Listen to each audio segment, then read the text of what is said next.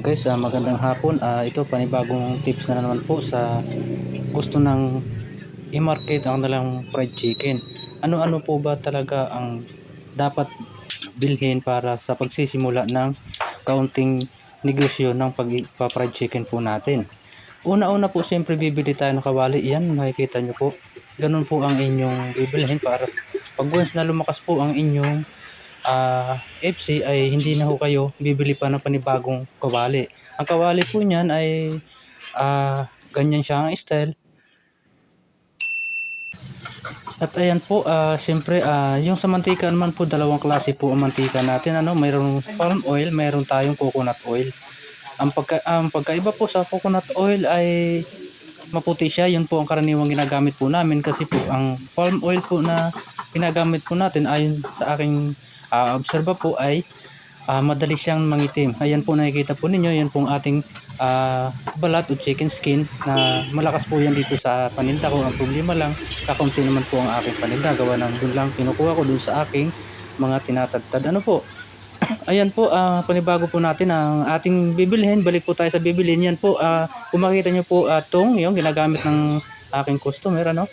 Yan po ang kailangan po dyan sa amin, tong para hindi ho natin mahawakan direkta ang ating fried chicken. Ayan po, yan, bibili din po kayo ng pansalok. Ayan, kung titingnan nyo po, pansalok po yan sa pang kuha ng pangyamugmog. At siyempre bibili din po tayo ng timba na pagsasalinan para hindi makalat ang ating area. Yan ang purpose ng timba. Ayan po, kung nakikita po ninyo, yan po ang tong natin para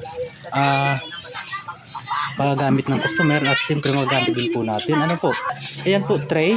Yan, number 1 po yan. At sa amin po dito, kung nakikita nyo yung cart na po yan, ako rin po ang gumawa niyan. Yan ay open po yan dahil po tuwing hapon lang po ako nagtitinda at kalakasan po ng tao pag hapon. Nasa sa inyo po kung bibili po kayo ng istante. Ayan. At para iwas din naman ng kuwan. Ayan o. Ayan, pinakita ko pala po sa inyo yun. Gumawa ako ng cart. May gulong siya para madali po siya natin dalhin kung saan natin siya itatabi. Kasi pag walang gulong si cart po natin ay mahirap tayong buhatin lalo kung mabigat. Diyan po kahit mag-isa lang, pwede mo siyang itulak kung saan doon mo siya ihahabilin o laging ilalagay. Ayan, marami po salamat sa inyong pagsusubaybay po sa aking YouTube channel. Sana po huwag po kayo makalimot mag-subscribe po ng ating YouTube channel para po makatulong din po sa aking kaunting kabuhayan. Ayan, ang FC natin, tuloy-tuloy po ang luto. Pero sa pagluluto naman po, ay huwag nyo silang lahatin ng luto para kasi ang customer ay gusto po mainit. Kaya ganun lang po ang pagluluto, ay atin lang siyang alalay lang ang pagluluto. Ayan, sinasalin ko na nga po siya. At ang FC po naman namin ay pwede po namin pagmamalaki, kaya binabalikan po ng tao. Ang lasa po ay talagang kainaman din po. Katulad yan sa sikat din ng restaurant. Pero dito po sa amin, ayan, bubuksan ko nga po siya. Ayan, juicy po yan. Ayan. At siyempre, ang gayat po sa amin dito ay 30 po ang aming bintahan. At gawa na medyo sobra kamahal na rin po ang manok namin dito. Ayan na po, paubos na rin po halos ang aming paninda at pakunti na lang nga siya.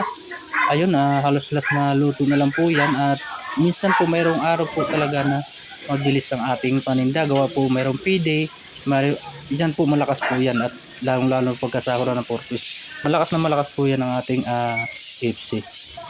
Ayan po, yung aming mga customer, pinaikot na nga po at talagang binabalikan ng tao. Yung kasing tao pagkapagod na sa trabaho at pagdating ng hapon, yun na po ang kanilang binibili, yung aking FC. Siyempre pabor din po sa akin. Ayan, dito po sa amin may libre po dito, yung libre pili. Ayan po ang aking paninda, may libre yung pili. Yan, maraming salamat po. At ito po ay patapos na, yan na lang po tira namin. At siyempre salamat, thank you Lord naman, at nakaraos naman ang isang maghapon po namin. Yan, hanggang dito na lahat. Maraming salamat.